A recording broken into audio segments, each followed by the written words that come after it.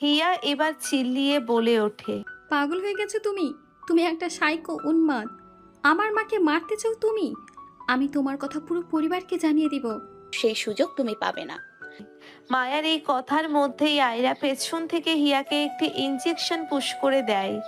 সাথে সাথে হিয়া অজ্ঞান হয়ে যায়। হিয়াকে ধরে নেয় মায়া, আয়রাকে বলে। তুমি ওনাকে নিয়ে যাও, আমি হিয়াকে দেখছি। আয়রা চলে যায় নিজের মতো। হিয়াকে নিয়ে মায়া চলে যায় তার ফ্যাক্টরির সিক্রেট রুমে। হিয়াকে এখানে লুকিয়ে রাখতে হবে আপাতত।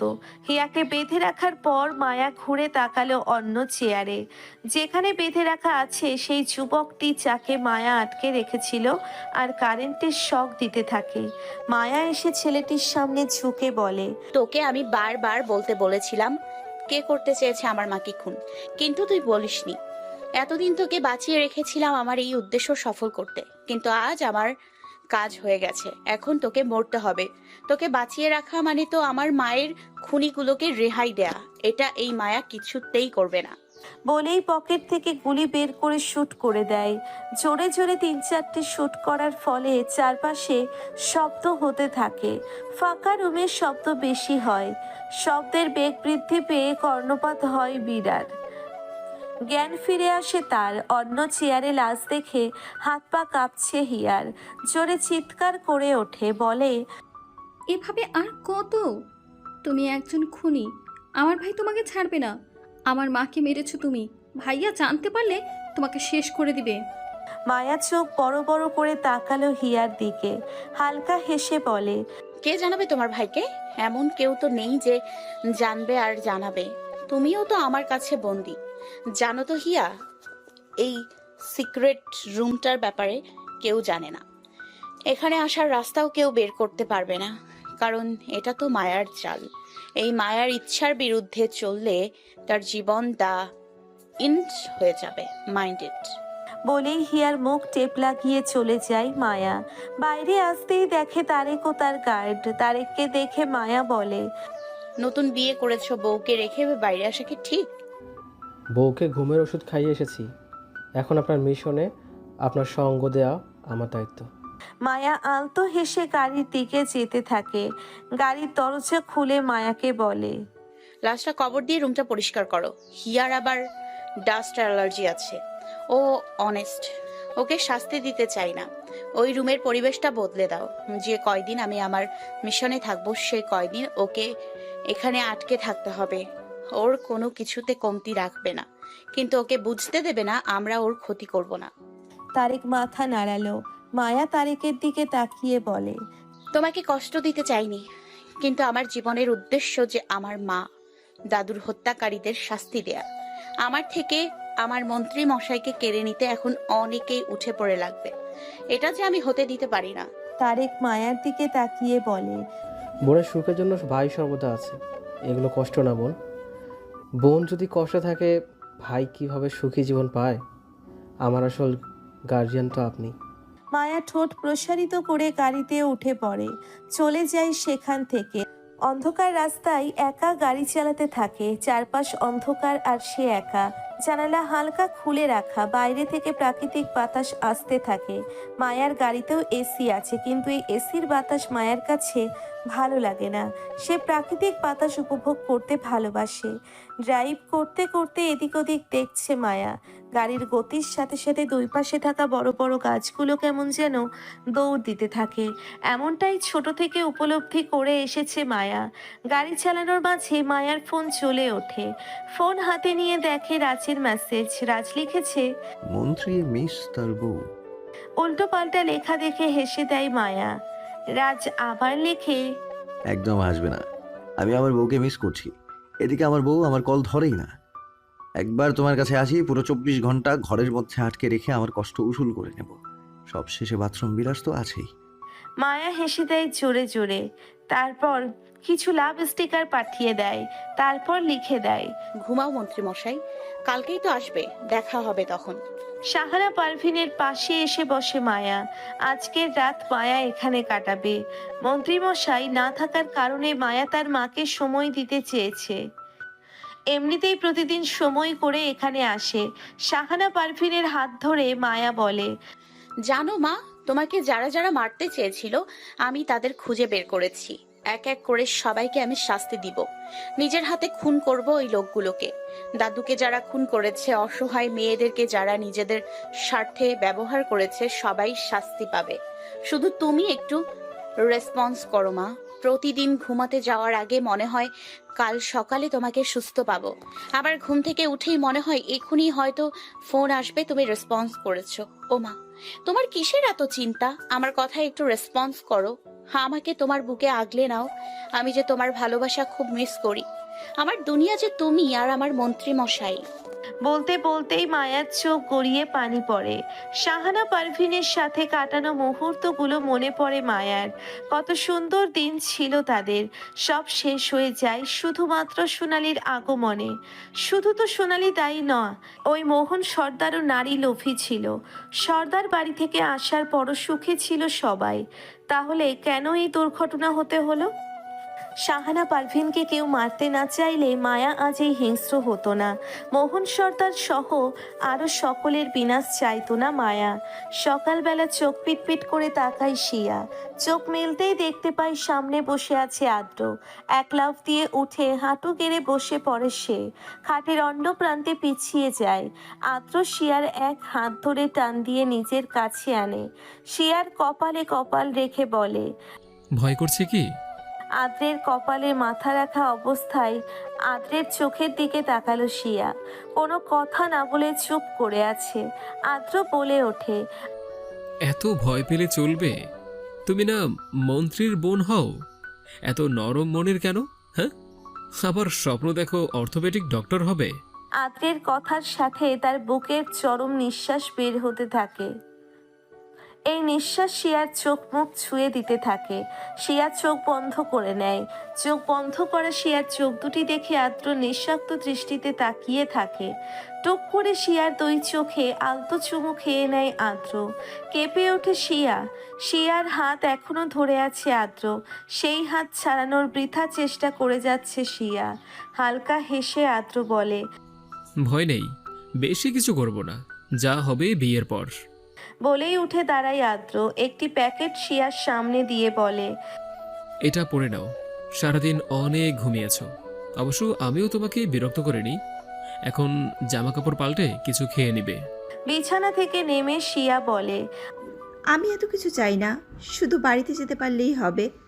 আপনার মুখও দর্শন করব না। আদ্র এক পা করে এগিয়ে আসতে নেয়। হঠাৎ দেখে শিয়া নিজেও পিছিয়ে যেতে থাকে।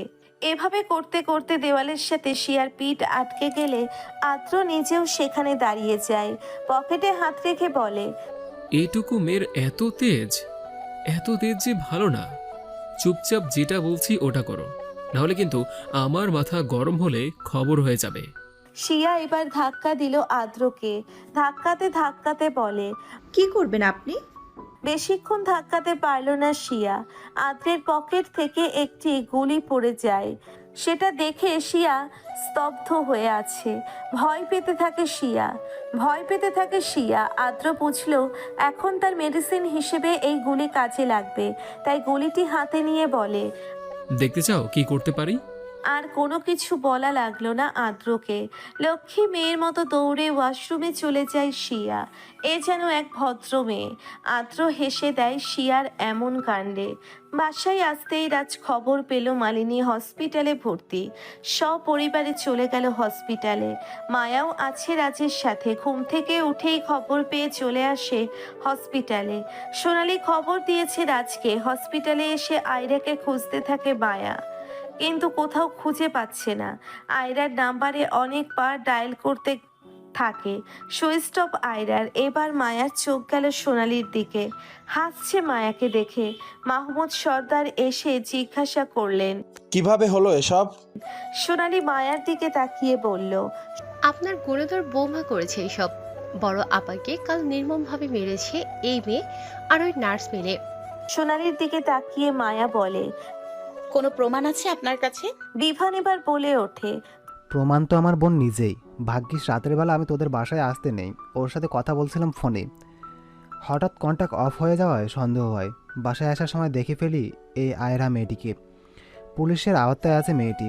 ওই বলেছে তুমি ওকে নিয়ে এসেছো এই বাড়িতে মালিনীর খোদেনি করতে। চোখ বন্ধ করে নিল মায়া। ধরা পড়েছে সে। কিছুক্ষণ পর রাজের মুখের দিকে তাকালো। রাজের চোখ মুখ শক্ত হয়ে আছে। মায়ার এক বাহু ধরে প্রশ্ন করে। তোমার জন্য কি আমার মায়ের এই অবস্থা? মায়া নিশ্চুপ। মিথ্যা সে বলতে পারবে না এই চোখের দিকে তাকিয়ে। মায়াকে কিছু বলতে না দেখে রাজ বুঝে নেয়। মায়াকে ছেড়ে দিয়ে বলে, তোমার জন্যই কি আমার মায়ের এই অবস্থা? তোমার থেকে এটা আশা করিনি আমি, মায়াবতী। আমার মাকে কিছু করতে বলেছিলাম না তোমাকে। আচ্ছা, তুমি কথা দিয়েছিলে আমাকে কিছু করবে না আমার মায়ের। আমার কথা শোনো, কি বলবো? আর কি শুনবো? একের পর এক গোপনীয়তা রেখেছো তুমি। প্রথমে বীর, এখন মা। আর কি কি শুনতে বলো তুমি? আমি সব সময় বলে এসেছি পূর্ণ করব আমাদের, আচ্ছা, আমি সব সময় বলে এসেছি পূর্ণ করব আমার মায়াবতীর ইচ্ছা, কিন্তু না, এখন থেকে আমি অপূর্ণ রাখবো মায়াবতীর ইচ্ছা। তোমার ইচ্ছা এখন পূরণ হবে না। আমার থেকে আমার আপনজনদের কেড়ে নেওয়া ব্যক্তিকে আমি ছেড়ে দিব না। শাস্তি তো পেতেই হবে। আর কিছু বলার আগে মায়াকে দূরে সরিয়ে দেয় রাজ। বলে ওঠে। বলেই বের হয়ে যায় রাজ। নিজের গাড়িতে উঠে ড্রাইভ করতে থাকে। মায়া দৌড়াতে থাকে রাজের গাড়ির পিছনে, কিন্তু না, লাভ হয় না। রাজ ততক্ষণে চলে যায়। মাহমুদ সর্দার নীরব দর্শক হয়ে আছেন। হিয়া ও হিয়ার মা সে। রাজের সেবা যত্ন ত্রুটি থাকলেও পরিবারের জন্যে মালিনীকে ভালো না বাসলেও মালিনী তো তার বউ। বউ হিসেবে মনের মধ্যে আলাদা জায়গা গড়ে ওঠে মালিনীর জন্য। শিয়া ও হিয়ার মা সে। রাজের সেবা যত্ন ত্রুটি থাকলেও পরিবারের জন্য একেবারে খারাপ ছিল না। অন্তত রাজ তো তাকে নিয়ে কোনো দাবিদার রাখেনি। সবাই ভালো ছিল। এখন শিয়া ও হিয়ার কাছে কি বলবে বুঝতে পারছেন না তিনি মাটিতে হাঁটু গেড়ে বসে কান্না করছে মায়া। সোনালি এসে দাঁড়ালো মায়ার পাশে। খোঁচা দিয়ে বলে, পারলে না তো বরকে আটকে রাখতে? কি বলো তো, যে খেলার মাস্টার মাইন্ড আমি বিগত 20 বছর ধরে, সেই খেলা তুমি দুদিনের মেয়ে হয়ে জিতে নেবে? এটা তো হতে পারে না। তারপরও তোমাকে আমি রাজের জীবনে ফেরত আনতে পারি। শুধু একটা জিনিস আমাকে বলে দাও। মায়া তাকালো সোনালির দিকে। বলে, কি বলবো? লকারের পাসওয়ার্ড, যেটা তোমার দাদু তোমাকে আর তোমার আগের শাশুড়ি মানে রোহানিকে বলে রেখেছিল, সে পাসওয়ার্ড দিয়ে দাও, বাকিটা আমরা বের করে নেব। অবাক হয়ে তাকালো মায়া। সোনালি শয়তানি হেসে বলে, কি করে জানলাম তোমার আসল পরিচয়? আসলে একটু কারেকশন করে দেই। তোমার সম্পর্কে আমাদের এমন একজন ইনফরমেশন করেছে যে তোমার অতি কাছের, তার নিজেরও স্বার্থ জড়িয়ে আছে এখানে। সেও স্বপ্ন দেখেছে বিলিয়নার হওয়ার। কে সে? ওহো, তুমি তো আসলেই বোকা। না হলে প্রশ্ন করতে কে সে? আরে তুমি জিজ্ঞাসা করবে আর আমি বলে দেব, এমনটা হয় নাকি? মায়া তেড়ে আসতে নেয় সোনালির দিকে। মায়ার দিকে হাত দিয়ে থামিয়ে সোনালি বলে, তুমি আমার কিছুই করবে না, আমি জানি এটা। যদি করতে তো প্রথম দিনই করতে, যেদিন জানতে পারো রিমোর কিডন্যাপ আমিই করিয়েছি। তোমার যে আমাকে চাই, কারণ আমার কাছে আছে সর্দার বাড়ির ব্যবসার চাবিকাঠি, যেটাতে রয়েছে তোমার দাদুর আর তোমার মায়ের স্বপ্ন। কি ভাবো তুমি আমি জানি না? তুমি এই বাড়িতে শুধু তোমার মন্ত্রী মশাইয়ের জন্য না, পুরো ব্যবসা নিজের করতে এসেছ, যেটা নিয়ে তোমার মায়ের স্বপ্ন। তোমার মাকে তো শেষ করাই হয়েছে, এখন তুমি এসেছ। মা মেয়ের কি মরতে খুব ইচ্ছে করে বলো তো? যাই হোক, তোমাকে এতদিন অনেক খুঁজেছি, পরে কোনো একভাবে তোমার পরিচয় জানতে পেরে আমি শান্তিতে কাটিয়েছি। পাসওয়ার্ড বলে দাও, দেখবে সুখে থাকবে। যদি না বলি? তাহলে আজকে একটা ডেমো দেখবে। তোমার কাছের মানুষ, যাকে তুমি করো ভরসা, সেই তোমার জীবন থেকে কেড়ে নেবে এক এক করে সবাইকে। আমার কাছের মানুষ মানে? সোনালি আর কিছু বলতে যাবে তার আগেই মায়ার ফোনে কল আসে। মায়া রিসিভ করতেই ওপাশ থেকে হাসি বলে, আমি জেনে গেছি কে কে তোমার মা ও দাদুকে খুন করতে চায়। মায়া একটু অবাক হয়ে বলে, তুমি এভাবে তোতলাচ্ছ কেন হাসি? আমাকে ওরা শ্যুট করেছে, এক এক করে তোমার কাছে সবাইকে শেষ করে দেবে। অনেক কষ্ট হচ্ছে কথা বলতে, শুধু এইটুকু বলবো, হুট করে কারো কথা বিশ্বাস করো না। প্রমাণ আমি রেখে গেছি, একটি ভিডিও ক্লিপ আছে আমার ঘরে, ওটা দেখো। হাসিকে শুট করেছে শুনেই দৌড়ে নিজের গাড়ির দিকে উঠে পড়ে মায়া। হাসিকে বলে, হাসি, তুমি অন্য গার্ডকে ডাকোনি কেন? হাসি কোনো কথা বলছে না। ফোনের ওপাশ থেকে শুধু পায়ের শব্দ আসছে। কিছু একটা পড়ে যাওয়ার শব্দ পেল মায়া। গাড়ির স্পিড বাড়িয়ে দিল। বাড়ির সামনে এসে মায়া দৌড়ে হাসির ঘরে এসে দেখে হাসির চোখ দুটি বড় বড় হয়ে মেলে আছে, পেট গড়িয়ে পড়ে আছে তাজা রক্ত। দৌড়ে এসে হাসির মাথা নিচের হাঁটুতে রেখে মায়া বলে, হাসি কি হয়েছে তোমার? কে করেছে তোমার এই অবস্থা? ও হাসি, হাসি মা, কথা বলো। তোমার মায়াবতী মা এসছে, কিছু হবে না, কথা বলো। হাসির কোনো সারা শব্দ নেই। মায়া পালস চেক করে দেখে হাসি আর জীবিত নেই। বাড়ি কাঁপিয়ে চিৎকার করে ওঠে মায়া, বলে ওঠে, তুমি ছিলে আমার দ্বিতীয় মা, আমার হাসি মা। এখন আমি কিভাবে আমার মায়ের শূন্যতা পূর্ণ করব? আমার আরেক মা যে তুমি ছিলে হাসিমা। ও হাসিমা, ওঠো না। তুমি তো বলেছিলে মা সুস্থ হলে আমরা অনেক মজা করব। তুমি নাকি আমার মাকে খেপাতে থাকবে যে তুমি আমাকে মায়ের থেকেও বেশি যত্ন করেছো। কোথায় গেল এখন সেই কথা? চোখ মেলো হাসিমা। বলেই কান্না করে দেয় মায়া। মায়ার কান্নার মাঝেই সেখানে দৌড়ে আসে মিহির। মায়ার কাছে এসেই হাসির মুখ দেখে পুরোপুরি চুপ হয়ে যায়। হাসির দিকে তাকিয়ে মিহির যেন থমকে গেছে। কিছু না বলে হাঁটু গেড়ে বসে পড়ে। মায়া তাকালো মিহিরের দিকে। মিহিরকে দেখে মায়া বলে ওঠে, হাসিমা আর নেই মিহির ভাই। কে খুন করতে পারে হাসিমাকে? মিহির কোনো কথা না বলে হাসির এক হাত ধরে মৃত মানুষের হাত শক্ত করে আছে। মিহির চোখের পানি ফেলতে থাকে। মায়া এদিক ওদিক তাকালো। কিছুটা দূরে হাসির শরীরের রক্ত দেখা গেল। ঠিক তার পাশেই একটি ঘড়ি। হাসিকে ছেড়ে মায়া ঘড়ির কাছে আসতেই অবাক হলো মায়া। ঘড়িটি হাতে নিয়ে মায়া বলে, মন্ত্রী মশাই, ও এখানে এসেছিল? মায়ার কথাগুলো কানে আসছে মিহিরের। চোখের পানি মুছে মিহির বলে, স্বামীর রাজ এখানে কেন এসেছিল? জানি না, তবে ওর ঘড়ি এটা আমি শিওর। এই ঘড়ি আমি ওকে গিফট করেছিলাম, আমার স্পষ্ট মনে আছে। মিহির এবার মায়ার কাছে এসে বলে, তার মানে ওই আমার মাকে মেরেছে, খুন করেছে আমার মাকে? তোমার মন্ত্রীমশাই আমার মায়ের খুনি? মায়ার মাথা কাজ করা বন্ধ করে দেয়। মিহিরের দিকে তাকিয়ে বলে, কিন্তু এতে লাভ কি? হাসির খুন করে কি হবে ওর? ও তো বলে। বলতে না বলতেই মায়ার মনে পড়ে রাজের বলা কথাগুলো। রাজ বলেছিল মায়ার পূর্ণতাকে অপূর্ণ করে দিবে। আবার সোনালি বলেছিল এমন ব্যক্তি মায়ার পতন চাই যে মায়ার খুব কাছের। মায়া চোখ বন্ধ করে বিশ্বাস করে রাজকে। এটাই তো দুয়ে দুয়ে চার হয়। আর তার থেকেও বড় কথা, হাসিকে মারতে রাজ এখানে না আসলে তারপরও ফোনে কল আসে। নার্স কল করেছে। রিসিভ করতেই ওপাশ থেকে বলে, আপনার মাকে ওরা নিয়ে গেছে ম্যাম, আমি আটকাতে পারিনি। কল কেটে দিল মায়া। চোখের মধ্যে পানি জমাট বেঁধেছে। চোখের পাতাগুলো বুঝতেই পানিগুলো গড়গড় করে পড়তে থাকে। কিছুক্ষণ পর চোখ মেলে চোখের পানি মুছে মায়া বলে, আমি তোমাকে ছাড়বো না। এতদিন এই মেহরুন জাহান মায়ার মায়াবতীর রূপ ছিল তোমার জন্য।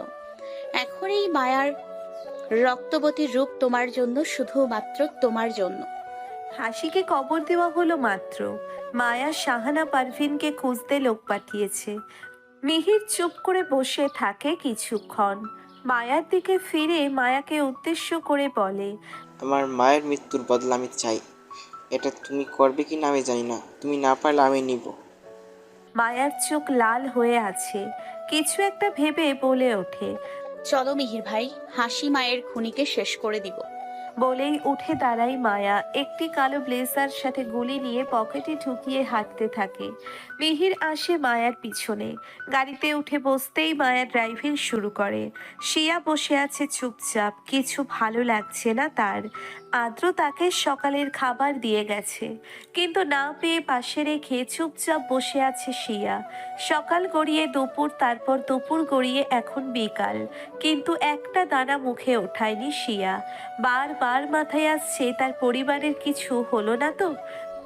না খেয়ে এভাবে খাবার জমিয়ে রেখেছো কেন? টাকা আর ভালোবাসা জমিয়ে রাখলে তা বাসি হবে না, কিন্তু খাবার জমিয়ে রাখলে বাসি হবে, আর তা থেকে ব্যাকটেরিয়া হবে। বলতে বলতে শিয়ার পাশে বসে আদ্র। শিয়া তাকালো না আদ্রের দিকে, সোজা তাকিয়ে থেকে বলে, কবে মুক্তি পাবো আমি এই জেল থেকে? যেটাকে তুমি জেল বলছো, একদিন এটাই তোমার জন্য ফুলের সজ্জায়িত স্থান মনে হবে। মিথ্যা আশা নিয়ে বাঁচতে চাই না আমি। আচ্ছা, সেসব কথা ছাড়ো। কিছু খেয়ে নাও। ডক্টর হওয়ার স্বপ্ন দেখো আর নিজে না খেয়ে বসে আছো, এটা কি উচিত? এবার শিয়া তাকালো আদ্রের দিকে, বলে, আপনি কি আদৌ হতে দেবেন আমাকে ডাক্তার? শিয়ার মুখে হাত রাখতে যায় আদ্র, কিন্তু শিয়া দূরে সরে যায়। আলতো হেসে আদ্র বলে, কেন দেব না ডাক্তার হতে? তোমার স্বপ্ন পূরণ করতে আমি তোমাকে বাধা দেব না। তাহলে আটকে রেখেছেন কেন? আমার পরিবারের ক্ষতি করছেন কেন? কে বলেছে আমি তোমার পরিবারের ক্ষতি করছি? আমি তো শুধু আমার বাবা মায়ের খুনিকে শাস্তি দিতে এসেছি। আমার চোখের সামনে বাবা মাকে পুড়ে মরতে দেখেছি আমি। পুরন্ত বাড়ির চারপাশে ছুটোছুটি করেও নিজেকে বাঁচানোর সুযোগ পায়নি আমার বাবা মা। যে এসবের জন্য দায়ী, আমি কেন তাকে শাস্তি দেব না বলো? শিয়ার মাথা ঘুরছে, না খাওয়ার শরীর। বলতে গেলে 2 দিন না খাওয়া সে। আদ্রের মা বাবাকে কেউ খুন করেছে, পুড়িয়ে মেরেছে তাদেরকে। আদ্রকে প্রশ্ন করে, কে মেরেছে আপনার মা বাবাকে? মিসেস সোনালি তোমাদের কাকি। প্রমাণ কি? আদ্র ফিচেল হেসে বলে, প্রমাণ আমার একাকিত্ব জীবন, আর বাস্তব প্রমাণ দেখাচ্ছে। বলেই আদ্র উঠে যায়। কিছুক্ষণ পর ফিরে আসে হাতে কিছু ছবি নিয়ে, যেগুলোতে দেখা যাচ্ছে সোনালির কিছু কর্মকাণ্ড। শিয়া এখন পুরো নিস্তব্ধ হয়ে আছে, কি বলবে বুঝতে পারছে না। এই সময়ে কাউকে কিছু বলা যায় না। খানিক চুপ থেকে শিয়া বলে ওঠে, তাহলে রুদ্র ভাইকে কেন বদনাম করলেন? শুধু কাকিয়াকে নিয়ে যা খুশি করতেন। কাকাই কি দোষ করেছে? তোমার কাকার চাহিদা আর তার ট্রাপ রুদ্র, তাই দুজনকে ফেস করতে হয়েছে। এছাড়াও আরও একজন চায় মোহন সর্দার ও সোনালির পতন। বলতে গেলে আমাদের কাজ, আমাদের উদ্দেশ্য সব এক। কে? মেহেরুন জাহান মায়া। ভাবি? জীবনে অনেক কিছু সহ্য করে এসেছে বেচারি। আমি তো তাও বাবা মাকে হারালেও সমাজের মুখে অপমানিত হয়নি। আমার মাথার ওপর আমার সপরিবার ছিল। এদিকে আমি আজ সফল হয়েছি আমার দাদির ভালোবাসা পেয়ে। বাবা মা না থাকলেও আমি জীবনে কোনো কিছুর অভাব বোধ করিনি। অন্তত এটুকু বলতে পারি, আমার বাবা মা আমাকে তাদের প্রাণের চেয়েও বেশি ভালোবেসেছে। কিন্তু ওই বেচারি তার বাবার প্রত্যাখ্যান পেয়েছে। শুধু তাই না, মাকে নিয়ে ফেস করতে হয়েছে অনেক কিছু। একা 2 মেয়ে মানুষ কত শত শেয়াল কুকুরের হামলার শিকার হয়েও বেঁচে গেছে, নিজেদের অনেক কষ্টে রক্ষা করেছে। আপনি এত কিছু কিভাবে জানেন? আমার মা আর আন্টি, মানে মায়ার মা, 2 বান্ধবী ছিলেন। খুব ভালো বন্ধুত্ব ছিল না, ওই একসাথে এক কলেজে পড়তেন তারা। আমার মায়ের বেস্ট ফ্রেন্ড ছিল ওই সোনালির বড় বোন। যারা আপুর আম্মু? মাথা নাড়ালো আদ্র, যার অর্থ না। শিয়া বলে ওঠে, কিন্তু কাকিয়ার বোন তো যারা আপুর আম্মু। হালকা হেসে আদ্র বলে, পাপের ভার বেশি হয়ে গিয়েছে ওই সোনালির। নিজের আপন বড় বোনকে খুন করেছে, তাই তো তাকে চেনো না তোমরা। সেই বড় বোন আমার মায়ের বেস্ট ফ্রেন্ড ছিল। সোনালি যখন আমার মায়ের পথের কাটা হয়ে আসে, তখন মা কোনোভাবে জেনে যায় মায়ার ব্যাপারে। ওই যে তোমার কাকা মায়ার মাকে ঠকিয়েছে, তাই খোঁজ নিয়ে যখন মা জানতে পারে যে সোনালি যাকে বিয়ে করেছে তার বউ শাহান পারবিন, তখন মা আন্টির সাথে কথা বলে। তারপর ঘটে যায় অনেক কিছু, মরে যেতে হয় আমার বাবা মাকে। কথাগুলো বলতে বলতে আদ্রের চোখ থেকে পানি পড়তে থাকে, যেন সে এখন পুরনো অতীতগুলো কল্পনা করছে। শিয়া এবার নিজ দায়িত্বে আদ্রের কাঁধে হাত রাখে। চোখ মুছে আদ্র তাকালো শিয়ার দিকে। শিয়া বলে ওঠে, আমাকে এগুলো আগে বললে তো এত সমস্যা হতো না। আগে কেন বলেননি? তার একমাত্র কারণ তোমাকে এখানে আটকে রাখা। এই সময়টা সর্দার বাড়ির উপর দিয়ে ঝড় যাবে। মানে? সোনালি দেখতে যেমন, ও আসলে তেমন না। ওর নিজেরও আলাদা পাওয়ার আছে। ও হলো ড্রাগস সাপ্লাইকারী ও নারী পাচারের সাথে যুক্ত। হাত পা কাঁপতে থাকে শিয়ার। এতদিন খারাপ এক মহিলার সাথে এক ছাদের নিচে ছিল ওরা। শিয়া বলে ওঠে, তাহলে তো তাকে পুলিশে দিতে হবে। এভাবে বসে আছি কেন আমরা? এতই কি সোজা? জেলে দিলে উনি নিজের ক্ষমতায় বেরিয়ে আসবে। কারণ সোনালির সাথে আছে আরও এক গ্যাং, যার দ্বারা সোনালি সকল 2 নম্বর কাজ ও নোংরামি করতে থাকে। আর তাকে হাতে নাতে ধরতেই আমাদের এই এত নাটক। বলা চলে যে চিনি ছিটিয়ে দেওয়া হয়েছে। এখন পিঁপড়া নিজে থেকেই আসবে, আর তখনই তাদের বিরুদ্ধে ব্যবস্থা নেব আমরা। এত নিকৃষ্ট এক মহিলা কোন সাথে আমাদের পরিবারে আসতে গেল? কেন আমাদের ক্ষতি করতে চায় সে? তোমাদের বাসায় একটি সিক্রেট রুম আছে, যেটা কেউ জানে না। আমিও জানতাম না, জেনেছি কারণ মায়া আমাকে বলেছিল। ওখানে একটি লকার আছে, যেটাতে আছে অর্গানিক ফুড প্রসেসিংয়ের ফর্মুলা, যেটা তৈরি করতে লাগবে বছরের পর বছর। এমনকি এটার পিছনে অনেক টাকা খরচ করতে হয়, যেগুলো সব কিছু কমপ্লিট করতে সক্ষম হয় মিসেস রোহিণী, মানে শাহমীর রাজের মা। শিয়া অবাক হয়ে বলে, ভাইয়ার মা মানে? মিসেস মালিনী তোমার আর হেয়ার মা হলেও মিসেস রোহিণী শুধু শাহমীর রাজের মা। তোমার মায়ের যমজ বোন মিসেস রোহিণী, তিনি ছিলেন একজন কৃষি বৈজ্ঞানিক, যার স্বপ্ন ছিল দেশের মানুষ যতটুকু খাদ্য গ্রহণ করবে তা যেন ফ্রেশ রোগমুক্ত খাবার হয়, এটার ব্যবস্থা করা। দিন রাত পরিশ্রম করে তিনি একটি ফর্মুলা তৈরি করেন, যেটা সার হিসেবে ব্যবহার করলে খাবারগুলোতে কোনো পোকামাকড় তৈরি হবে না, আবার খাবার খেয়ে কোনো রোগের সৃষ্টিও হবে না। কিন্তু ওই ফর্মুলা পাবলিক হওয়ার আগেই দেশে ড্রাগ সাপ্লাই বৃদ্ধি হয়ে যায়, আর সেই ড্রাগ বিভিন্ন খাদ্যে মিশিয়ে দেয় সোনালি। গোপন সূত্রে খোঁজ পায় রোহিণী একটি ফর্মুলা তৈরি করে, যেটার মূল্য কয়েক কোটি টাকার সমান। বিদেশে এটা বিক্রি করতে পারলে সে হবে কোটি টাকার মালিক। কিন্তু মিসেস রোহিণী চান ওই ফর্মুলা দেশের মানুষের কাজে লাগাতে। নিজেকে নিয়ে ভাবেননি তিনি কখনো। তিনি চাইলে সবার সামনে ফর্মুলা নিয়ে বলে আগে থেকেই জনপ্রিয় হতে পারতেন, কিন্তু না, তিনি চান ফর্মুলা দিয়ে দেশের সবার ভালো করতে। আর ওটা তিনি মারা যাওয়ার আগে তোমার দাদুকে দিয়ে যান। তোমার দাদু নিজে থেকে সুরক্ষিত রাখেন। লকারের পাসওয়ার্ড মায়াকে ও আন্টি শাহানা পারভিনকে বলে রেখেছেন। রাজ তখন দেশে ছিলেন না, তাই রাজকে কিছু বলেনি। দুর্ভাগ্যবশত তোমার দাদুকে এর জন্য জীবন দিতে হয়। শুধু তাই না, তোমার নানুকেও জীবন দিতে হয়। কিন্তু তাদের কি খুন করেছে এটা আমরা জানি না। আমাদের ধারণা এটা যেই করুক সোনালির সাথে জড়িত, তাই আমরা এখনো সোনালির কিছু করিনি। শিয়া এবার নিজেই কান্না করে দেয়। আদ্র শিয়াকে নিজের দিকে ফিরিয়ে বলে, কান্না করছো কেন? আপনারা তো ভালো কাজ করছেন, আর আমি আপনাকে ভুল বুঝেছি। আর কাকিয়া যদি কোনো ক্ষতি করে দেয়, আমার তো ভয় করছে এসব শুনে। আরে পাগলি, ভয় নেই, মায়া নিজে আছে তো, সেই ঠিক করে দেবে সব। সব কিছুর মাস্টার মাইন্ড যে সে, আর মায়ার ঢাল হয়ে আছে শাহমীর রাজ, যে পূরণ করবে তার মায়াবতীর ইচ্ছা। তাছাড়া ভাই হিসেবে আমরা তো আছি, এবার কিছু খেয়ে নাও। মাথা নাড়িয়ে খাবার খেতে বসলো শিয়া। রাজের খোঁজ পেয়ে সেখানে হাজির হলো মায়া ও মিহির। চোখ মুখে হিংস্রতা প্রকাশ পেয়েছে। একভাবে নিজের মতো করে হেঁটে যাচ্ছে মায়া, পিছনে মায়াকে ফলো করে হাঁটতে থাকে মিহির। এক লাথি দিয়ে রাজের রুমের দরজা খুলে দেয় মায়া। রুমে ঢুকে দেখতে পেল ল্যাপটপে কাজ করছে রাজ। সোফা থেকে উঠে এগিয়ে আসে মায়ার কাছে। মায়ার কাছে মিহিরকে দেখে রগ ফুলে এলো রাজের। বলে ওঠে, এই ইডিয়েটটা এখানে কি করছে? বলেই মিহিরকে মারতে গেলে মায়া আটকে দেয় রাজের হাত। রাজকে ধাক্কা দিয়ে বলে, ভুলেও ওর দিকে হাত বাড়াবেন না। কেন, গায়ে লাগছে তোমার? আমার মা কোথায়? তোমার মাকে কল করে দেখো। হেয়ালি করবেন না, আমার মাকে আপনি আটকে রেখেছেন। ভালোই ভালোই আমার মাকে ছেড়ে দিন, না হলে ওপারে পাঠিয়ে দিব আপনাকে। রিয়েলি? তুমি আমাকে ওপারে পাঠিয়ে দিবে?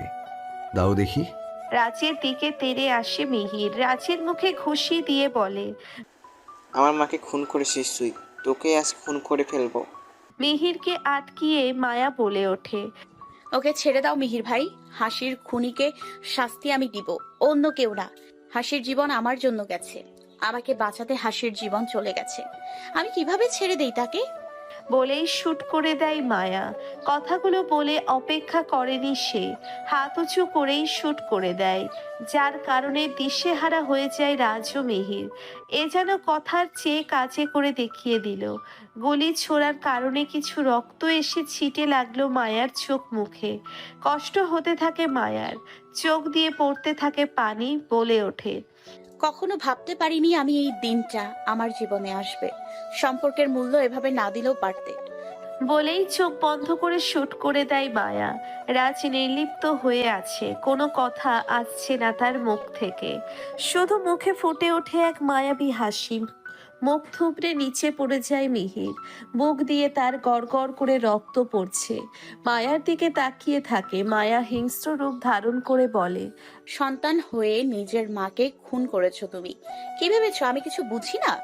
ফর্মুলা পেটে আগে মন্ত্রী মশাইকে আমার মাধ্যমে মারতে চাও, তারপর আমাকে জেলে পাঠাতে, কিন্তু এমনটা তো হবার না।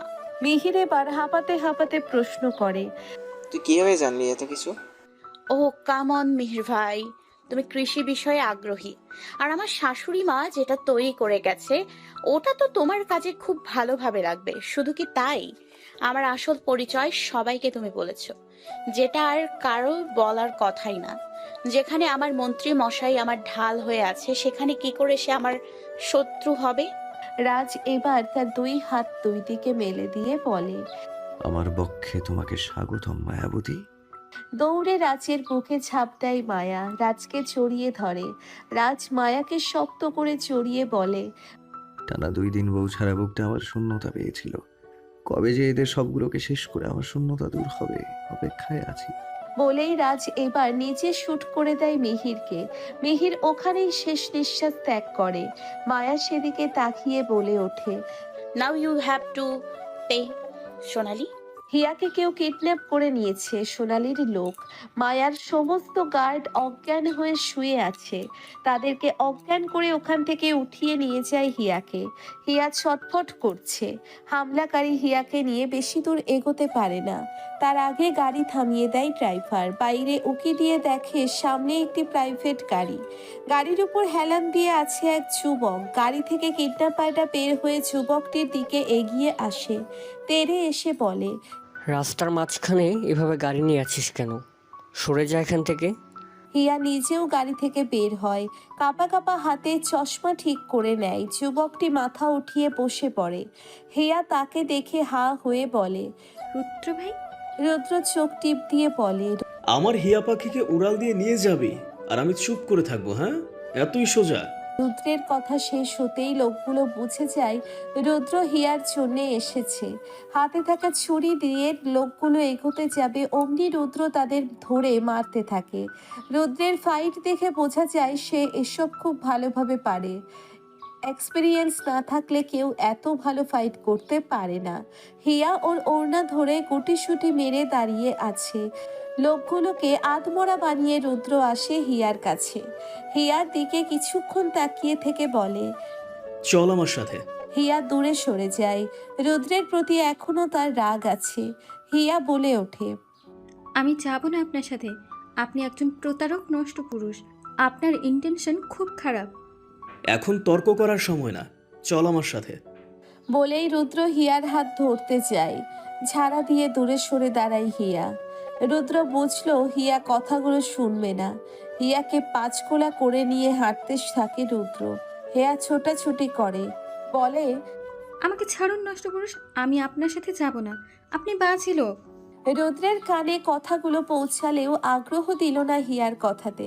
সোজা হিয়াকে গাড়িতে উঠিয়ে নিয়ে আসে নিজের ফ্ল্যাটে। ফ্ল্যাটে এসে হিয়া দেখতে পেল জেসিকে। রুদ্র জেসিকে দেখে বলে, তুমি বাইরে যাও, ওর সাথে আমার কথা আছে। হিয়া হা হয়ে আছে।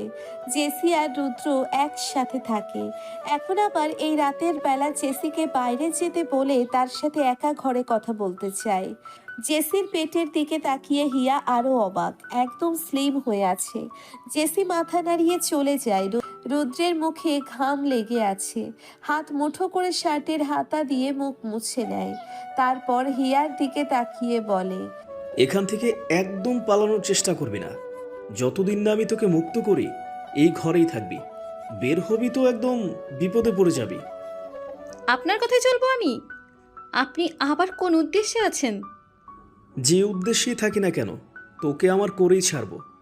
স্বপ্ন দেখতে থাকুন, বাস্তব হবে না। আমি মন্ত্রীর বোন হই, আমাকে ফাঁদে ফেলা এত সহজ না। আসছে আমার মন্ত্রীর বোন হতে। আমার পজিশন তোর ভাইয়ের থেকে কম কিছু না। কোন জায়গার মিনিস্টার আপনি? এতদিন বাবার টাকায় খেয়ে দিয়ে এখন হয়তো শ্বশুরের টাকায় চলে আবার বেশি দাপট দেখাতে থাকে। এই, অপমান করবি না, একদম চুপ। করবো না চুপ। কি করবেন কি আপনি? রুদ্র এবার এগিয়ে আসে হিয়ার কাছে। হিয়ার মুখের সামনে নিজের মুখ নিয়ে স্লো ভয়েসে বলে, বেশি কথা বলিস আজকাল। চুপ না করলে কিন্তু একদম টুকুস করে চুমু দিয়ে একদম চুপ করিয়ে দিব। হিয়া নাকে কাপড় দিল, নাক মুখ সিটকে বলে। আপনার মুখ থেকে সিগারেটের গন্ধ, রুদ্র ভাই। রুদ্র দুষ্টু হেসে বলে, মুখ ধুয়ে আসলে চুমু খেতে দিবি? ছি, কি বাজে লোক আপনি। বউকে বাইরে রেখে অন্য মেয়ের সাথে এসব বলতে লজ্জা করে না? রুদ্র গলা ঘুরিয়ে দেখলো বাইরের দিকে, তারপর হিয়ার দিকে তাকিয়ে বলে, আসলেই তো, আমার এত সুন্দর বউকে আমি বাইরে রেখে তোর সাথে কি করছি? ধুর, আমাকে এখন যেতে হবে। থাক তুই, কোনো দুষ্টুমি করবি না, ফলাফল খারাপ হবে কিন্তু। বলেই বের হয় রুদ্র। দরজা পেছন থেকে লাগিয়ে দিয়ে যায়। বের হতে হতে রুদ্রকে কল করে সোনালীকে রিসিভ করতেই রুদ্র বলে, হিয়া পাখি এখন আমার কাছে বন্দি, তুমি এখন তোমার কাজ সফল করতে পারো। সোনালী শয়তানি হাসি দিয়ে বলে, এই তো সাব্বাস। মায়া খুঁজতে থাকবে হিয়াকে। ও মনে করবে আমি কিডন্যাপ করেছি, কিন্তু হিয়া তো থাকবে তোর কাছে। এবারে হিয়াকে নিয়ে ব্ল্যাকমেল করি আমি মায়া আর রাজের থেকে সবকিছু আদায় করব। শাহানা পারভিনের কাছে এসে দাঁড়ালো মায়া ও রাজ। মায়া এসে শাহানা পারভিনের হাত ধরে বলে, তোমার শাহমীর বাবাকে দেখো মা, আমার মন্ত্রী মশাই এসছে, আমরা একসাথে আজ তোমার সামনে এসছি, কিছু বলবে না? বলেই মায়া দেখতে থাকে শাহানা পারভিনকে। রাজ এসে শাহানা পারভিনের হাত ধরে বলে, আড়ালে আবডালে তোমাকে অনেক দেখেছি ছোট মা। মায়াবতীর ইচ্ছাতে আমি আসিনি সামনে। এছাড়া আমি আর মায়াবতী একসাথে থাকলে ওরা বুঝে যেত যে আমি আর মায়াবতী একই উদ্দেশ্যে সামিল আছি। এবার খুব তাড়াতাড়ি সুস্থ হয়ে যাও, একসাথে মিলে আমরা সুখে জীবন কাটাবো। আন্টি 2-1 ভিতরে রিকভার করবে। ইনফ্যাক্ট আন্টির পা কাজ করতে শুরু করেছে। আজ সকালে থেরাপি দেওয়ার সময় আন্টি পায়ে ব্যথা অনুভব করে, একটু নড়ে উঠেছেন। আর কোমায় থাকা ব্যক্তি কখনো ব্যথা অনুভব করে না। যেহেতু আন্টি অনুভব করেছে, এর মানে উনি 70% ওকে। আশা করা যায় আমার করা এবারের অপারেশনটা সাকসেস হয়েছে। কথাগুলো পেছন থেকে বলে ওঠে আদ্র। মায়া ও রাজ একসাথে পিছনে ঘুরে দেখতে পায় আদ্র ও শিয়াকে। শিয়া এসে জড়িয়ে ধরে রাজকে বলে, তোমরা আমাকে আগে কেন বলনি যে তোমরা এক হয়ে আছো? শিয়ার মাথায় হাত বুলিয়ে রাজ বলে, তার কারণ আমাদের পেছনে স্পাই লাগানো আছে। আমরা খুব সাবধানে এক এক করে শত্রুদের দমন করছি বোন, বিশেষ করে কাকিয়া। তার আশেপাশে তো আমাদের বুঝে শুনে চলতে হবে। আর আমি জানি আমার বোন তার ভালোবাসার মানুষের কাছে সুরক্ষিত আছে। শিয়া অবাক হয়ে যায়, সাথে একটু লজ্জা পায়। মাথা নিচু করতেই মায়া এসে জড়িয়ে ধরে শিয়াকে। রাজ বলে ওঠে, বুঝলে ভাই, লজ্জাই নারীর ভূষণ। আমাদের এই লজ্জা পাওয়া নারী দেখেই জীবন পার করতে হবে। বউ ভালোবাসলেও লজ্জাতে 10 হাত দূরে থাকবে। বড় হয়ে আমাদেরকেই বউয়ের আঁচল ধরে বউ বউ করা লাগবে। আদ্র হেসে দেয়। মায়া চোখ বড় বড় করে বলে ওঠে, মুখে লাগাম দিন মন্ত্রী মশাই। আচ্ছা, আজ থেকে সিয়া এখানে থাকুক। আন্টির কাছে সিয়া থাকলে ভালো হবে। আর আয়রাকে বাড়ি পাঠিয়ে দিয়েছি। ও এখন এখানে থাকা মানে শত্রুপক্ষ অ্যালার্ট হয়ে যাবে। মাথা নাড়িয়ে সম্মতি দেয় রাজ। মায়ার দিকে তাকিয়ে বলে, তাহলে আমাদের এখন যাওয়া যাক, সকালে তো নতুন নাটক শুরু করতে হবে। বলেই মায়াকে নিয়ে চলে যায় রাজ।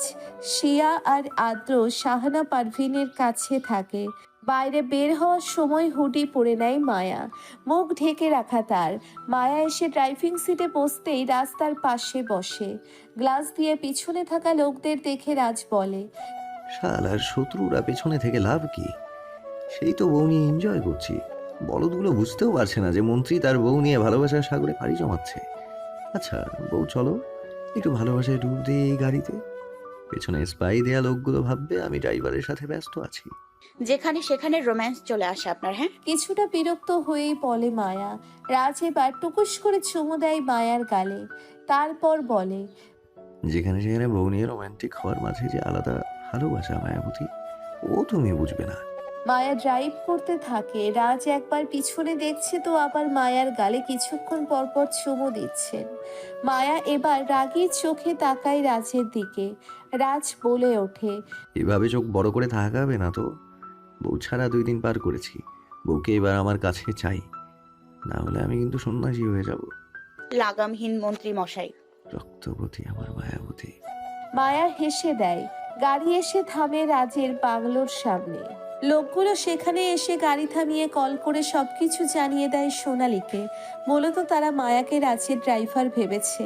বাংলোর ভিতরে আসতেই পিয়াস ও মৌ এসে দাঁড়ায় ওদের সামনে। মৌ এসে জড়িয়ে ধরে মায়াকে। মৌকে সোফায় বসিয়ে দিয়ে মায়া বলে, এভাবে চিন্তা করবি না আমাকে নিয়ে। বাবুর আর তোর জন্য রিস্ক আছে তো বোন।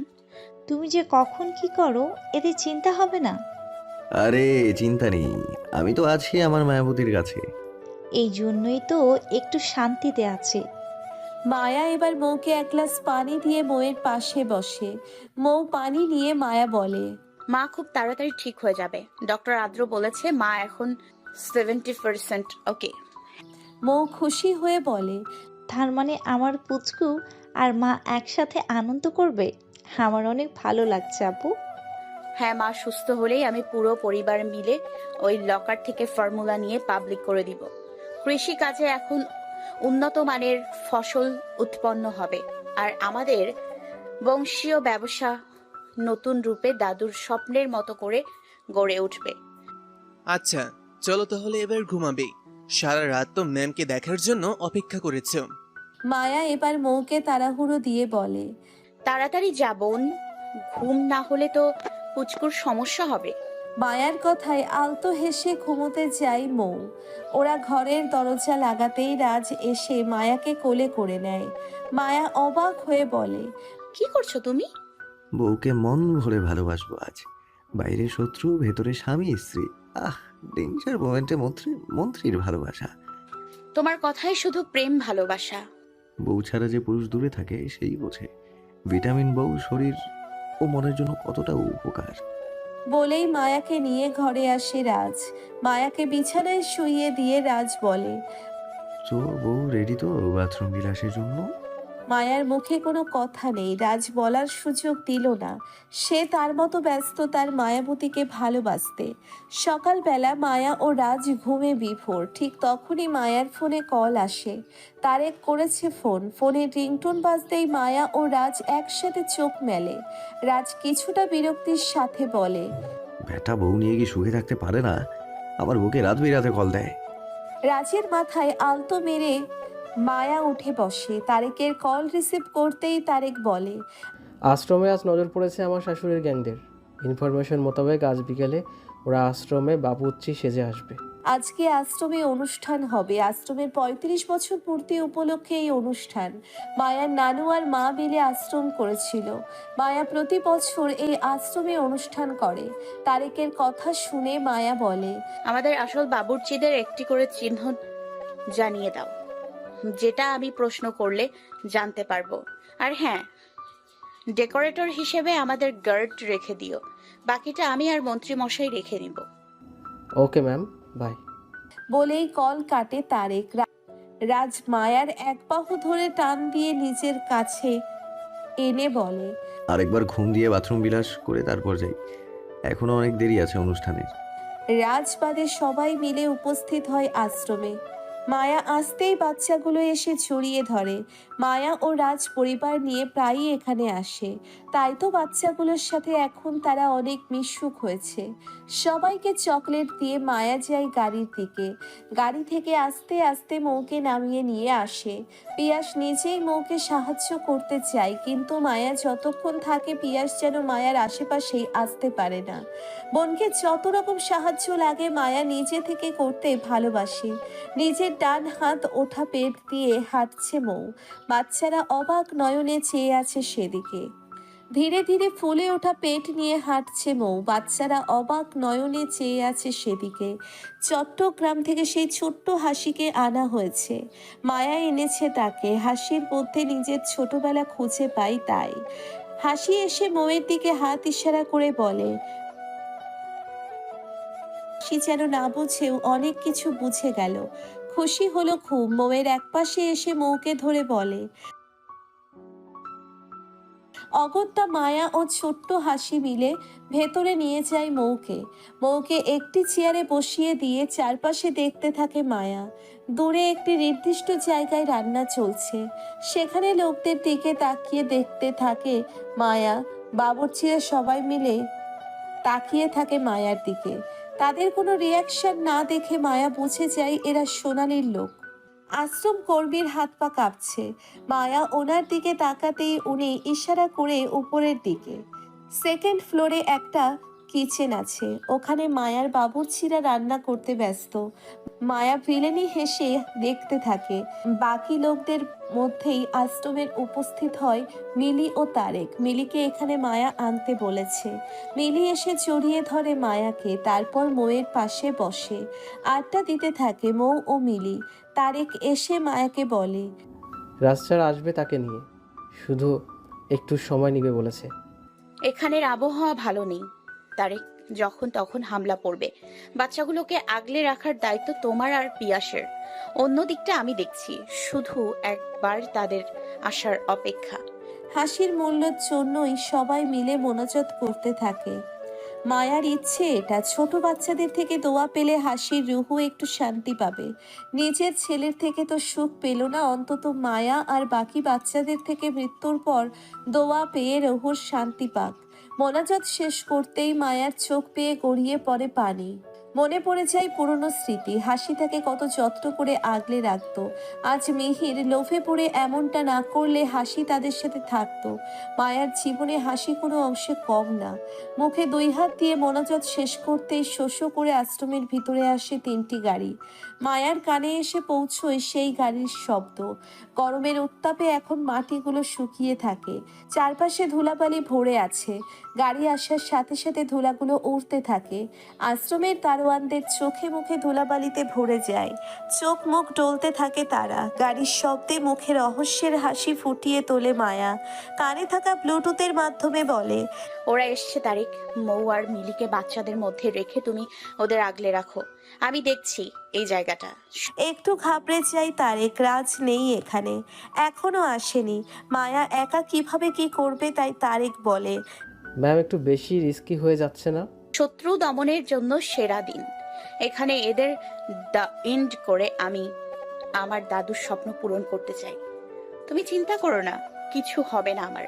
আমার মন্ত্রী মশাই আছে আমার সাথে। তারেক এবার কোনো প্রতিউত্তর না করে মিলি ও মৌকে বাচ্চাদের মধ্যে রেখে গার্ডদের দিয়ে চারপাশ ঘেরাও করে রাখে একটি ঘরে। মিলি অবাক হয়ে দেখতে থাকে, কিছু বলার সুযোগ পাচ্ছে না সে। তারেক সব কিছু তাড়াহুড়ো করে করছে। সোনালি ও তার গ্যাং মিলে এগিয়ে আসে মায়ার দিকে। মায়া ঘুরে তাকালো ওদের দিকে, কোনো ভ্রুক্ষেপ নেই মায়ার চোখে মুখে। মিলি অবাক হয়ে বলে, মা এটা কেমন রূপে এসেছে? এতগুলো লোক, আবার ব্ল্যাক জ্যাকেট পরেছে মা। মিলি বিদ্রুপের সুরে বলে, এটাই তো ওনার আসল পরিচয়, দেখতে থাকো কি হয়। সোনালির পিছনে গাড়ি থেকে বেরিয়ে আসে মিস্টার বিভান ও মিসেস রাজিয়া। এদেরকে দেখেও ভরকে যায় না মায়া। মায়া একাই দাঁড়িয়ে আছে, দূরে একটি বসে আছে বাচ্চা সহ বাকিরা। মায়ার মুখে দমে যাওয়ার ছাপ দেখতে না পেয়ে সোনালি এবার বিরক্ত। বাবুর্চি রূপী লোকগুলোকে ইশারা করে সোনালি। লোকগুলো দৌড়ে এসে যেই মায়াকে হামলা করবে, অমনি আশ্রমের পিছন থেকে মায়ার লোক এসে ওদের সাথে মারামারি করতে থাকে। এবার যেন ভরকে গেল সোনালি ও বিভান। সোনালির দলের একজন পেছন থেকে এসে যেই মায়াকে আঘাত করতে যাবে, অমনি মায়া লাফ দিয়ে ঘুরে উল্টে অ্যাটাক করে লোকটিকে। তারেকের দিকে তাকাতেই তারেক একটি গুলি ছুঁড়ে মারে মায়ার দিকে। মায়া ওটা নিয়ে শুট করে দেয়। আশ্রমের বাচ্চারা ভয় পেয়ে যায়, কাঁপতে থাকে ভয়তে। মায়ার দিকে আরো একজন তেড়ে আসতে নিলে মায়া সেই তাকে হামলা করবে, অমনি মায়ার মাথায় কেউ এসে আঘাত করে। মাথায় হাত দিয়ে নিচে পড়ে যায় মায়া। কাঙ্ক্ষিত লোকটির দিকে তাকাতেই দেখতে পাই মালিনীকে, হাতে তার হকি স্টিক। বিদ্রুপের সুরে বলে, আমাকে এটা দিয়ে মেরেছিলে না? এবার বুঝো কতটা যন্ত্রণা এই যন্ত্র দিয়ে। বলেই আবার একটি আঘাত করে মায়ার বাহু বরাবর। দর্শক হয়ে মুখে হাসি ফুটিয়ে দেখছে সোনালিও। বিভান, তারেক আর পিয়াস এবার না পেরে এগিয়ে আসতে নেয় মালিনীর কাছে। এসে যেই মালিনীকে হামলা করবে তখনই মায়া হাত দেখিয়ে ইশারা করে। মালিনী এবার গুলি নিয়ে তাক করে মায়ার মাথায়। মায়াকে যেই শুট করতে যাবে অমনি পেছন থেকে শিয়া চিল্লিয়ে বলে, এটা তুমি কি করছো মা? তুমি এমনটা করো না। ভাবির ক্ষতি কেন করছো? তুমি যদি মারতে হয় তো মারো ওনাকে। হাতের ইশারায় দেখালো সোনালীকে, কিন্তু সোনালীর পাশে বিভান ও রাজিয়াকে দেখে অবাক হয় শিয়া। শিয়াকে উদ্দেশ্য করে বিভান বলে, কি মামা, বুঝতে পারছো না তো? আসলে আমরা পুরোটাই তো একটি গ্যাং। তোমার মা এই কাজগুলো করতে বাধ্য, না হলে আমি আমার কাজ সফল করতে পারবো না তো। এবার সোনালী বলে ওঠে, ওকে তো মরতেই হবে, কিন্তু একবার পাসওয়ার্ড বলে দিলেই হবে। মায়া অফ। সরি মোহনা, বলে দাও পাসওয়ার্ড কি? হো হো করে হেসে দেয় মায়া। রক্তচক্ষু করে সোনালীকে দেখে বলে, শিয়া কিছু বলতে চেয়েও বলতে পারল না। কিছু একটা ভেবে চুপ করে সরে যায় পিয়াসের পিছনে। ফোন নিয়ে আদ্রকে মেসেজ করে দেয়। সোনালী আর বিভান একে অপরের দিকে তাকিয়ে ক্ষিপ্ত হয়ে তাকায় মায়ার দিকে। বলে ওঠে, তোমাকে খুন না করতে পারি, কিন্তু তোমার জীবনের প্রিয় ব্যক্তিদের তো শেষ করতে পারি। বলেই সোনালী ইশারা করে রুমে থাকা একটি লোককে, মৌকে নিয়ে বাইরে বের হয়ে আসে সে। মৌয়ের মাথায় গুলি ধরে দাঁড়িয়ে আছে সোনালীর লোক। আতকে উঠে পিয়াস ও মায়া। এই লোককে সোনালী কখন কবজা করে দেয় এটা বুঝতে পারছে না মায়া। পিয়াস দৌড়ে যাবে মৌকে বাঁচাতে, কিন্তু পিয়াসের পায়ে একটি ছুরি ছুঁড়ে মারে বিভান। ওখানেই ক্ষতসহ বসে পড়ে পিয়াস। হো হো করে হেসে সোনালী বলে ওঠে, বোনের জীবনটা কি শেষ করে দিতে চাও? বাচ্চা সহ বোনকে কি পরপরে পাঠিয়ে দিবে বলো? তুমি তো টাকা পয়সার পরোয়া করো না, তোমার লাগবে ভালোবাসা। তাহলে বাঁচাও তোমার ভালোবাসার মানুষকে। বলে দাও পাসওয়ার্ড। ওখান থেকে ফর্মুলা পেলে মুক্তি পাবে তোমার বোন। ঘৃণার দৃষ্টি দিয়ে সোনালীকে দেখছে মৌ ও মিলি। শিয়া নিজেও তার চোখে বিশ্বাস করতে পারছে না। সব জানলেও তার মা আর মামা মামি নিয়ে কেউ তাকে কেন বলেনি এটা বুঝতে পারছে না সে। তাহলে কি বিভানের কথা মায়া জানতো না? শিয়ার মাথা কাজ করছে না। শিয়ার শুধু মেসেজ দিয়ে রেখেছে আদ্রকে, কিন্তু আদ্রের কোনো রেসপন্স নেই। মৌ তার পেটে হাত দিয়ে বলে, আমি আমার সন্তান নিয়ে এই দুনিয়া থেকে বিদায় নিতে রাজি, কিন্তু ওই মহিলাকে জিততে দেখতে রাজি না আপু। তুমি কিচ্ছুতেই বলবে না পাসওয়ার্ড। মৌয়ের চোখের দিকে তাকিয়ে মায়া দেখতে পেল সোনালীর প্রতি অঢেল ঘৃণা। মায়ার মুখে ফুটে ওঠে বিজয়ের হাসি। মায়া যেন দেখতে পাচ্ছে সোনালীর সবকিছু থেকেও নেই। সোনালীর দিকে তাকিয়ে মায়া বলে, আমাকে দমন করতে আপনি আপনার কোন জিনিসটাকে হাতিয়ার বানালেন নিজেও জানেন না। যখন জানবেন নিজের পায়ের নিচ থেকে মাটি ভেদ হতে থাকবে। সোনালী একটু অবাক হয়, তবে বেশি একটা পাত্তা না দিয়ে বলে, ওহ কাম অন, এসব ইমোশনাল সেন্টিমার্কা কথা বলে আমার মাইন্ড ডাইভার্ট করতে পারবে না। আমি যেটার জন্য তোমাকে বাঁচিয়ে রেখেছি ওটা আমার চাই। রহস্যের হাসি হেসে মায়া বলে, আমি আপনাকে মাইন্ড ডাইভার্ট করছি কিনা এটা একটু ভালো করে বউয়ের দিকে তাকিয়ে দেখুন তো। একটু ভালো করে দেখে বলুন তো চিনতে পারেন কিনা কে এই মেয়ে, কার সাথে মিল আছে এই মেয়ের। ঘৃণা লাগছে মৌয়ের এসব শুনতে। চিল্লিয়ে বলে ওঠে, একদম না আপু, ওই মহিলাকে তুমি কিচ্ছু বলবে না। পিয়াস তার পা থেকে ছুরি সরিয়ে নেয়, কিন্তু পা থেকে রক্ত পড়তেই থাকে।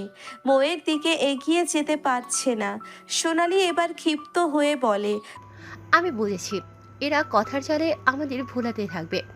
আপা তুমি যাও, এই পিয়াসকে শেষ করে দাও। দেখবে এই মৌ আর বাধা দেবে না, আমাদের কাজ সহজ হয়ে যাবে। সোনালীর কথা মতো মালিনী এসে পিয়াসের মাথায় গুলি তাক করে। শিয়া চিল্লিয়ে বলে, মা এমন করো না, মৌ আপু প্রেগনেন্ট, মেয়েটার বাচ্চাটা বাবাহারা হয়ে যাবে। মালিনী এবার নিজের ঠোঁটে আঙ্গুল দিয়ে শিয়াকে বলে ওঠে, একদম কথা নয়, আমাদের বলে দিলেই তো হয়। আমরা তো এত কিছু করতাম না। করতে তো এই মেয়েটার জন্য, করতে তো হয় এই মেয়েটার জন্য। সব প্ল্যান করে রেখেছিলাম আমরা, ওই বীরকে আনতাম না, কিন্তু না, এই মেয়েটা প্রতিটি পদক্ষেপে আমাদের হারিয়ে দিতে থাকে। তাই তো বীরকে এনেছিলাম। আর বেচারা সাইকো বীর, ওকে মায়াকে পেতে যা যা পদক্ষেপ বলে দেওয়া হতো সব পালন করতো।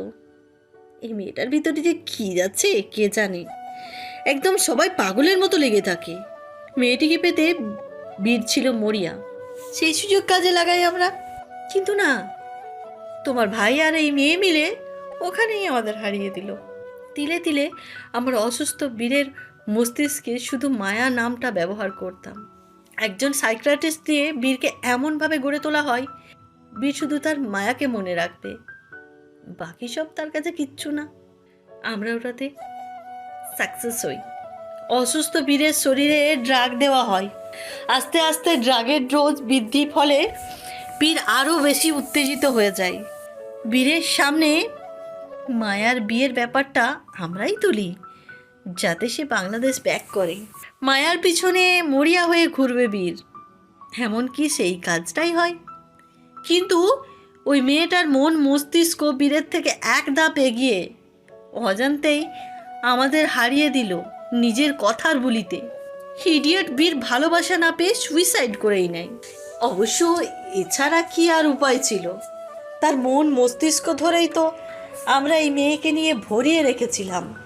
ভেবেছিলাম বীর আসলে মায়া ও রাজের মধ্যে বিচ্ছেদ হবে। রাজ তো বীরকে খুন করতে মরিয়া হয়েছিল। শুধু গাধাটা সুইসাইড না করলে প্ল্যান ফ্লপ হতো না। যখন ওই প্ল্যান ফ্লপ হয়, আমরা হাতিয়ার হিসেবে দেখি মিহিরকে। অবশ্য মিহির নিজে থেকে ধরা দেয় আমাদের কাছে, কারণ ও এই দেশে নাম করা কৃষি বৈজ্ঞানিক হতে চায়। মিহির অ্যাটলিস্ট মায়ার প্রেমে মগ্ন ছিল না। সে তো আমাদের মতোই আর এক লোভী, টাকার গন্ধ পেয়ে সুরসুর করে আমাদের দলে আছে। কিন্তু এখানেই ওই মেয়ে আমাদের হারিয়ে দিল। আমরা কোথাও ভেবেছিলাম রাজকে খুন করে ওই মেয়ে জেলে যাবে, আমরা সেটাই হাতিয়ার করে উসুল করে নিব। কিন্তু না, এই মেয়ে এতই চালাক যে চোখের নিমেষে সব বুঝে যায়। তাই তো আজ আমাদের এই রাস্তা দেখতে হয়। শিয়া একটু অবাক হয়ে বলে, সাইকিয়াট্রিস্ট দিয়ে বীর ভাইয়ের ব্রেন ওয়াশ করছো। মা, তুমি জানো এটা কত বড় অন্যায়? একজন অসুস্থ ব্যক্তিকে এভাবে মাইন্ড ডাইভার্ট করে খারাপ পথে লেলিয়ে দেওয়াটা একদম উচিত হয়নি। মালিনী এবার নিজের ঠোঁটে আঙ্গুল দিয়ে শিয়াকে বলে ওঠে। শিয়া একটু অবাক হয়ে বলে, মায়া নিজেও অবাক হয়ে যায় এটা শুনে। হ্যাঁ, বীর তাকে পেতে মরিয়া এমনিতেও, কিন্তু মায়াকে না পেলে নিজেকে শেষ করে দেওয়ার মতো মাথা নষ্ট বীরের ছিল না। তার মানে ওভার ড্র্যাগ আর ট্রিটমেন্ট পেয়েই বীরের মাইন্ড শুধু মায়াকে খুঁজতে থাকে। বাবা হয়ে বিভান নিজেই এসব করেছে তার ছেলের সাথে। মায়া বিভানকে উদ্দেশ্য করে বলে, নিজের ছেলের এমন অবস্থা করে দিতে লজ্জা লাগে না? আবার আমাকে এর জন্যই মারতে চান? বিভান এবার এগিয়ে আসে মায়ার দিকে, একটু ঝুঁকে বলে, কে বলেছে তোমাকে বীরের মৃত্যুর প্রতিশোধ নিতে এসেছি? আরে বীর তো শুরু থেকে আমার পথের কাটা ছিল। ছেলে হলে কি হবে, হয়েছে তো দাদুর মতো একদম ইনোসেন্ট। বাংলাদেশে এসে মাফিয়া গিরি করবে, একদম অনেস্ট মাফিয়া হয়ে যায়। দেশের ভালো করতে ব্যস্ত সে, ওর জন্য আমার ব্যবসায় লস হতে থাকে। যখন জানতে পারি তুমি ওকে গুলি করেছো, কারণ ও তোমার প্রেমের মতো, তখন তোমার জন্য ওকে ডাক্তারে আমি ঠিক করি। কিন্তু আমার ব্যাপারে ছেলেটা জেনে যায়। আমার সাথে একদিন ঝামেলাও হয়, ওর ঝামেলায় এসে আমাদের চ্যালেঞ্জ হয়। ও যদি তোমাকে বিয়ে করতে পারে তাহলে আমি ওর ব্যবসা থেকে সরে যাব, আর ও যদি তোমাকে বিয়ে করতে না পারে ওকে আমার কাজে সাহায্য করতে হবে। বেচারা বীর রাজি হয়ে যায় আমার শর্তে। ভালোবাসার প্রতি কি বিশ্বাসটা না ছিল তার, তাই তো ভালোবাসায় হেরে যাওয়ার সাথে সাথে আমার শর্তে হেরে সে জীবনটাই দিয়ে দিল। অবশ্য আমি আমার লোক দিয়ে ওর কাছে থাকা প্রমাণ সরিয়ে নেই, যাতে করে ও তোমাকে না পেয়ে আমার পর্দা ফাঁস করবে না। আরো কিছু বলতে যাবে তখন সোনালি বলে ওঠে, এত কথা এই মেয়েকে বলার দরকার কি? আমাদের তো সময় নষ্ট হচ্ছে। পিয়াস এবার ঘাবড়ে যায়, সাথে মায়াও, কারণ প্রতিক্ষণের সব কথা মায়া জানলেও কথার ছলে আটকে রাখা এদের। কিন্তু এখন এই সোনালির সাথে পেরে ওঠে না। সোনালি বলে ওঠে, বড়াপা শুট করে দাও পিয়াসকে। মালিনী এবার গুলিটা নিজের হাতে ভালোভাবে সেট করে নেয়। ঠিক তখনই একটি বাইক আশ্রমের ভিতর থেকে শো করে আসতে থাকে। মালিনীর ঠোঁটে হাসি ফুটিয়ে ওঠে। মায়ার দিকে তাকাতেই মায়া চোখ টিপ দেয়, সাথে সাথে মৌয়ের মাথায় গুলি তাক করা ব্যক্তিকে শুট করে দেয় মালিনী। লোকটি মৌকে ছেড়ে দিয়ে নিচে পড়ে যায়। অবাক হয়ে তাকালো সোনালি ও বিভান। বাইক থামিয়ে মাথা থেকে হেলমেট খুলে দুই দিকে মাথা ঝাড়ি দিয়ে শয়তানি হাসি দেয় রাজ। রাজের পিছনে আছে আরো এক যুবক, যাকে দেখে বিভান আর সোনালি তাকালো মালিনীর দিকে। সোনালি এবার আঙ্গুল উঁচিয়ে তেড়ে এসে আর মালিনীর উদ্দেশ্যে বলে, প্রতারক, তোকে তো আমি। আর কিছু বলতে যাবে মায়া এসে সোনালির হাত ধরে মুচড়ে দূরে ধাক্কা মারে। রাজের সাথে থাকা ছেলেটিকে তারেকের পাশে রেখে রাজ এসে দাঁড়ায় মায়ার পাশে। ঠিক তখনই মায়া রাজের দুই পাশে এসে দাঁড়ায় মালিনী ও রাজিয়া। মায়ার কাছে এসে বলে, রাজিয়া বলে ওঠে, সাথে আমিও কিন্তু কম ছিলাম না। মায়া ও রাজ একে অপরকে দেখে হেসে দেয়। সোনালি আর বিভান পারলে এখনই কাঁচা গিলে খাবে মালিনী ও রাজিয়াকে।